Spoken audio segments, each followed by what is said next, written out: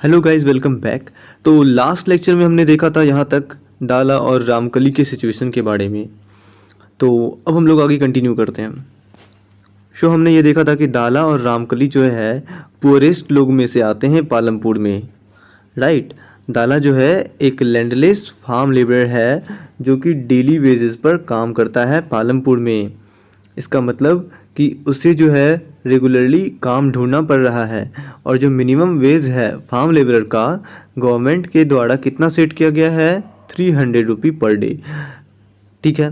But दाला को 160 ही मिल पा रहा है, और ये जो सेट किया गया था 300 रुपी पर डे मार्च 2017 का बात है ये, ओके। सो अब जो है वहाँ पे वर्क का कंपटीशन बहुत ही ज़्यादा है। इस वजह से क्या होता है कि लोग कम पैसे में ही काम करने को रेडी हो जाते हैं। इसीलिए दाला ये सिचुएशन को कंप्लेन करता है रामकली के पास, रामकली को बताता है, और रामकली भी एक तरह की फार्म लेबरर है, राइट। तो हमने देखा कि दाला और रामकली जो है पुअरेस्ट पीपल हैं विलेज में, राइट गाइस। सो आगे हम लोग अब देखेंगे the capital needed in farming.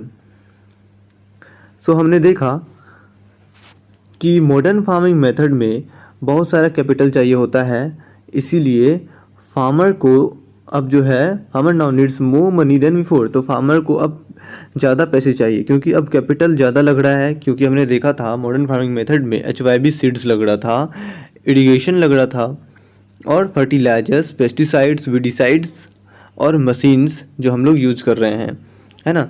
तो यहाँ वही बात को बताया गया है, most small farmers have to borrow money to arrange for the capital. जो स्मॉल फार्मर्स हैं उन्हें क्या करना पड़ रहा था, मनी बोरो करना पड़ रहा था कैपिटल के लिए।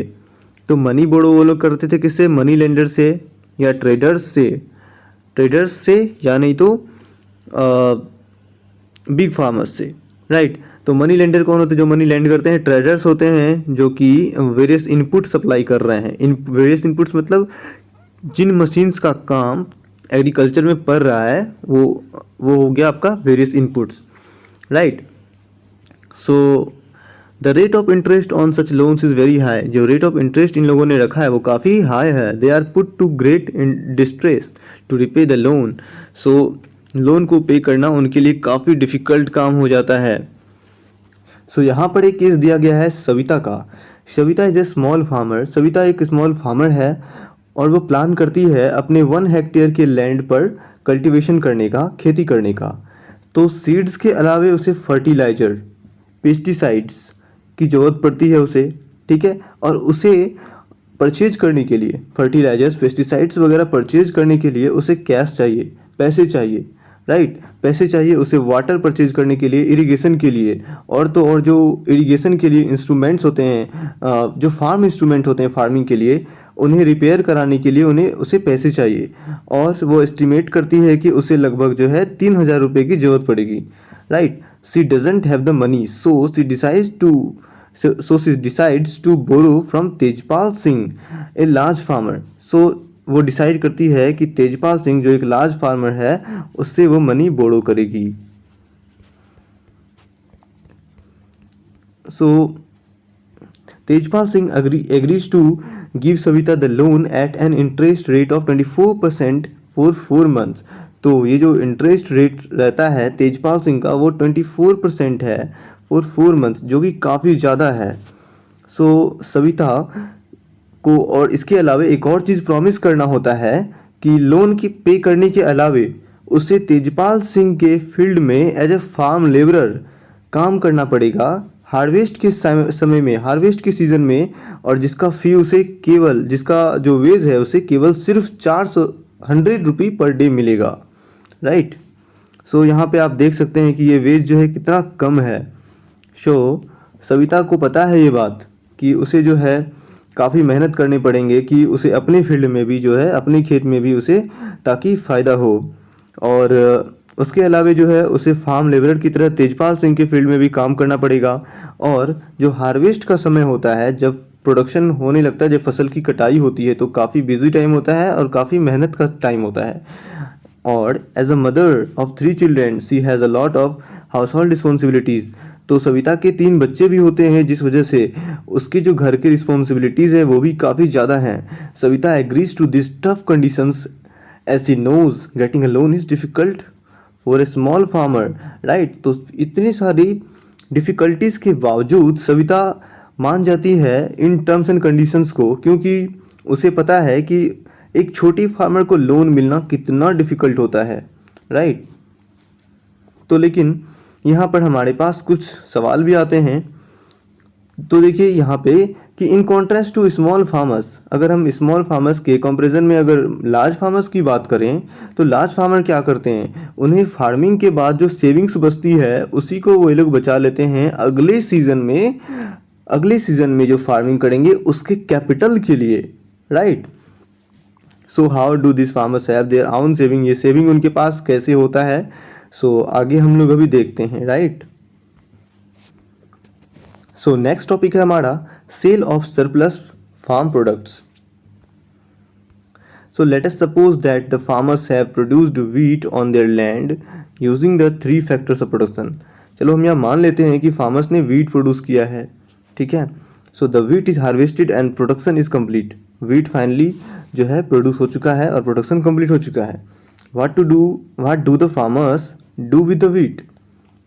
सो अब जो वीट प्रोड्यूस हुआ है उसका क्या करते हैं फार्मर्स, वो क्या करते हैं कि कुछ पार्ट को वो लोग अपने फैमिली के कंजम्पशन के लिए रख लेते हैं और जो बचता है उसे वो लोग बेच देते हैं। तो जो बचता है इस वाले पार्ट को हम लोग, बचे हुए पार्ट को क्या बोलते हैं, सरप्लस वीट बोलते हैं, सरप्लस बोलते हैं, राइट।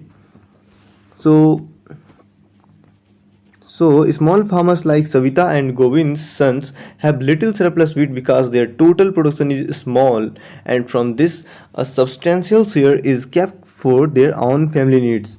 तो जो स्मॉल फार्मर्स हैं यहाँ पे सविता और जो गोविंद का केस हमने पहले पढ़ा था, गोविंद के जो 3 बच्चे थे, सो उनके पास सरप्लस वीट बहुत ही कम बचता था क्योंकि उनका लैंड काफ़ी छोटा था, राइट।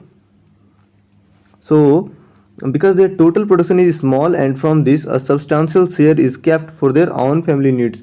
यानी जितना प्रोडक्शन होता था उनका उसमें से ज़्यादातर पार्ट जो था उन्हें अपने फैमिली के लिए ही रखना पड़ता था या फैमिली के ज़रूरत में ही उसका यूज़ हो जाता था। So it is the medium and large farmers who supply wheat to the market.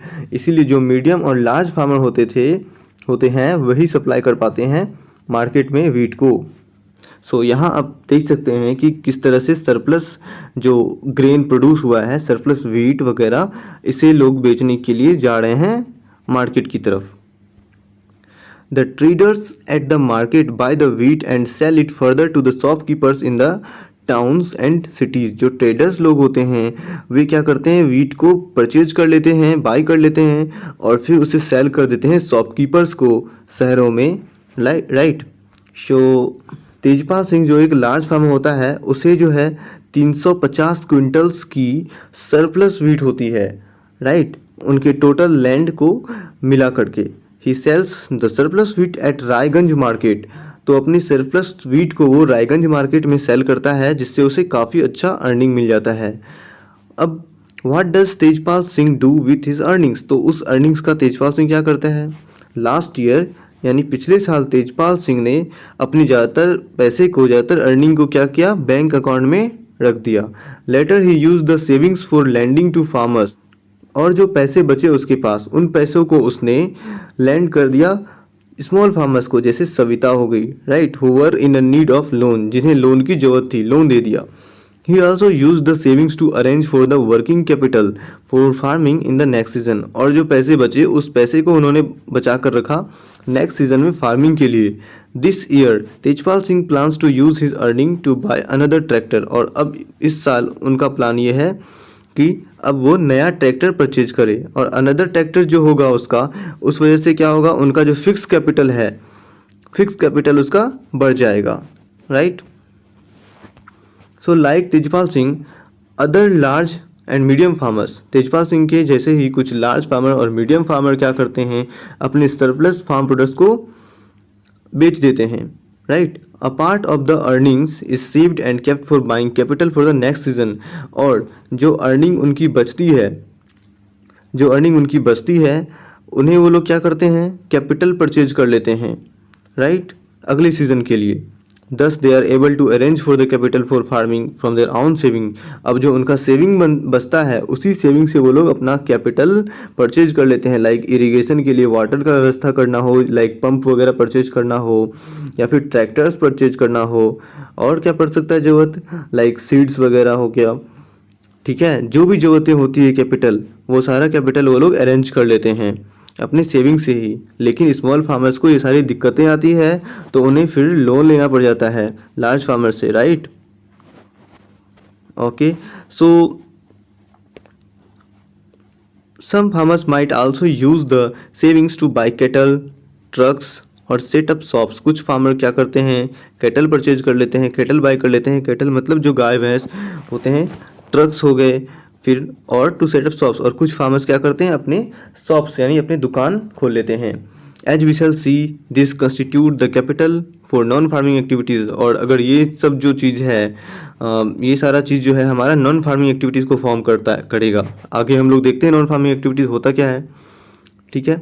तो हमने अभी तक में देखा फार्मिंग के बारे में, ठीक है, जो कि मेन एक्टिविटी है पालमपुर का।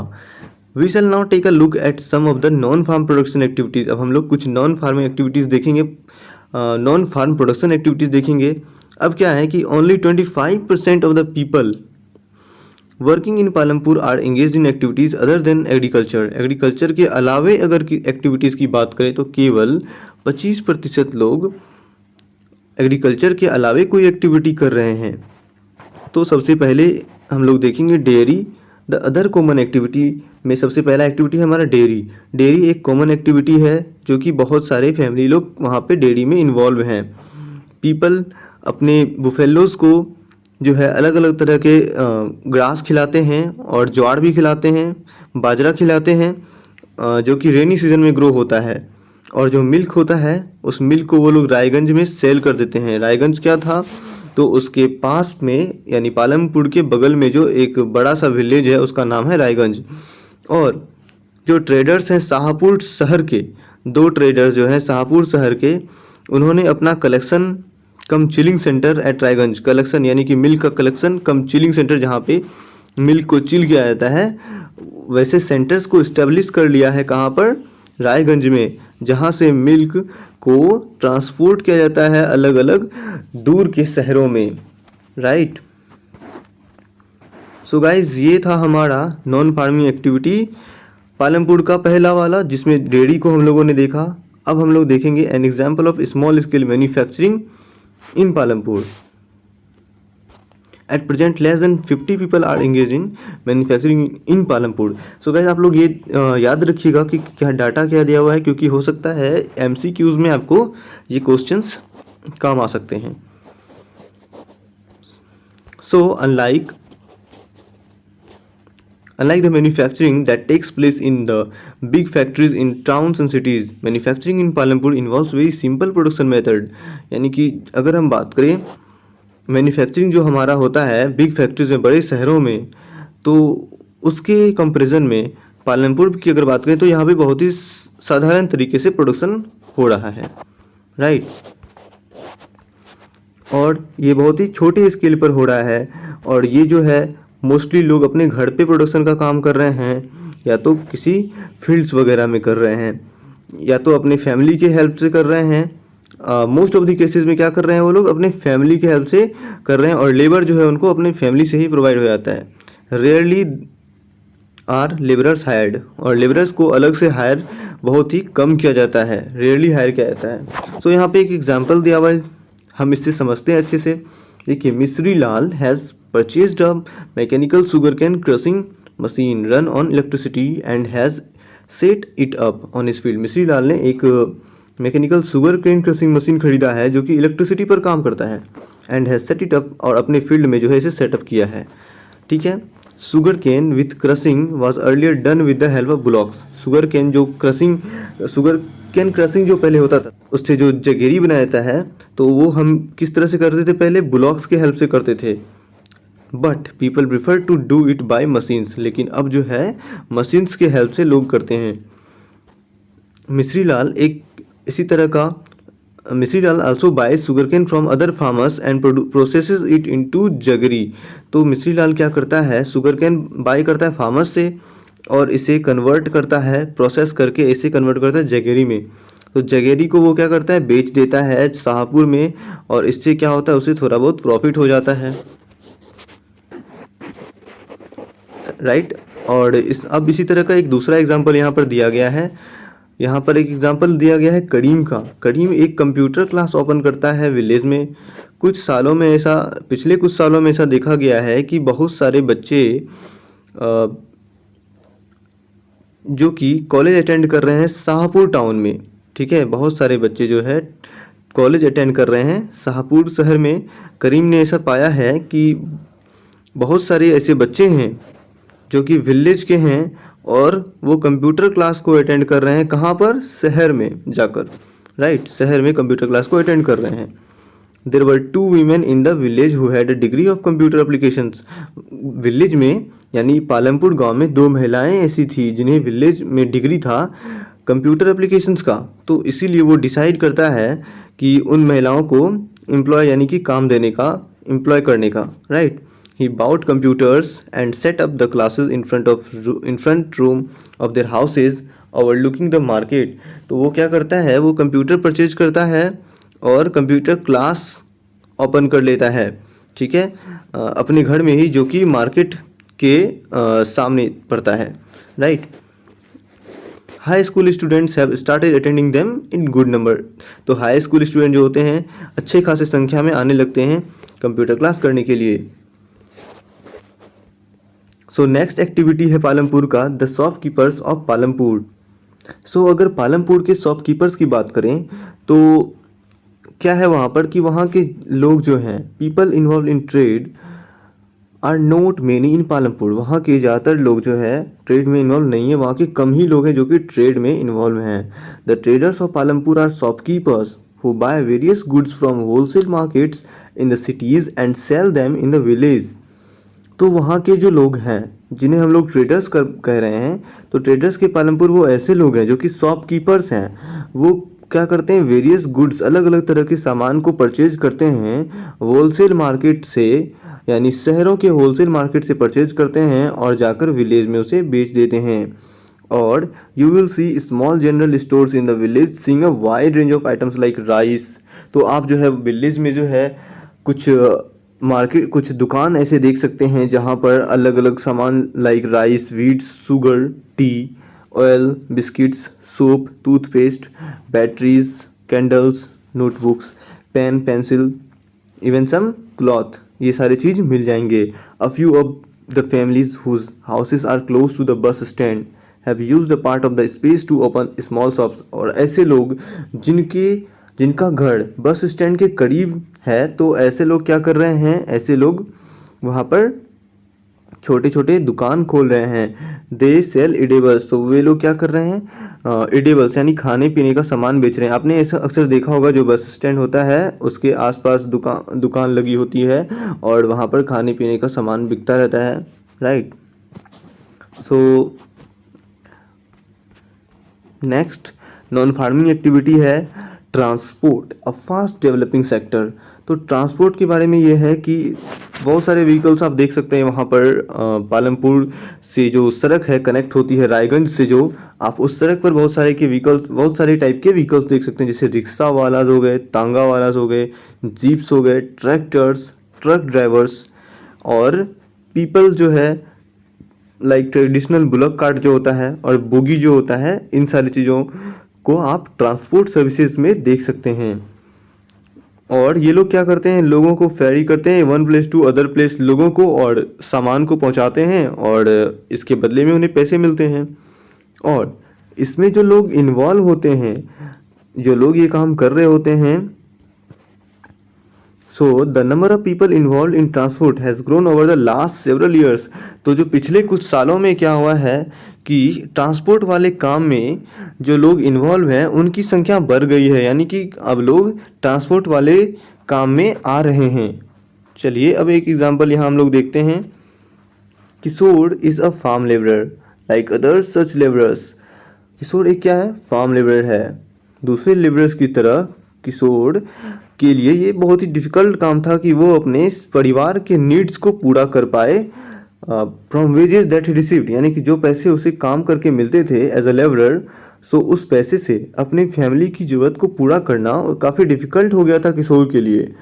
अ फ्यू ईयर्स बैक, कुछ सालों पहले की बात है, किशोर लोन लेता है एक बैंक से, और ये गवर्नमेंट प्रोग्राम था जिसके हेल्प से उसे लोन मिला, और वो सस्ता लोन मिल गया उसे, ताकि जो लोन था वो पुअर और लैंडलेस हाउस होल्ड वाले लोगों को मिलने वाला था, राइट। जो लोग गरीब थे और जिनके पास लैंड नहीं था, ऐसे लोगों को मिलने वाला वो लोन था अकॉर्डिंग टू गवर्नमेंट स्कीम। तो किशोर क्या करता है, वह लोन लेकर के एक बुफेलो परचेज करता है, राइट। उस पैसे से एक बुफेलो परचेज करता है और वो अब बुफेलो का मिल्क को सेल करता है। Further he has attached the wooden cart to his buffalo. अब वो क्या करता है, एक wooden cart like this attach कर लेता है अपने बुफेलो से। अब क्या होता है, वंस अ वीक, यानी कि सप्ताह में एक दिन वह जाता है गंगा नदी के किनारे, वहाँ से वो मिट्टी लाता है और वो जाके पॉटर को दे देता है। पॉटर क्या होता है, जो मिट्टी से मिट्टी के बर्तन बनाता है। और कभी कभी वह शाहपुर जाता है, जहाँ पे वह जगीरी लेकर जाता है या कुछ और सामान भी लेकर जाता है। हर महीने जो है उसे कुछ एक्स्ट्रा पैसे मिल जाते हैं इस ट्रांसपोर्ट के काम से, राइट।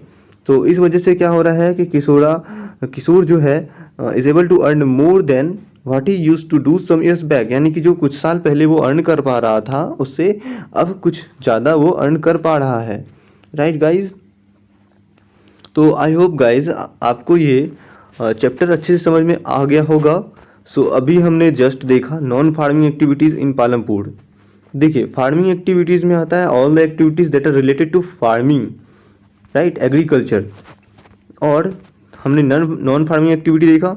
नॉन फार्मिंग एक्टिविटी में क्या क्या आता है, हमने यहाँ पे मेन 4 चीज़ों को देखा।